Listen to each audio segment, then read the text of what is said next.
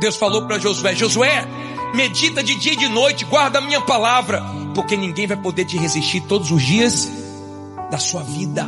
Como fui com Moisés, assim serei contigo. Você quebra tudo que tiver na sua frente, porque a minha palavra é poderosa.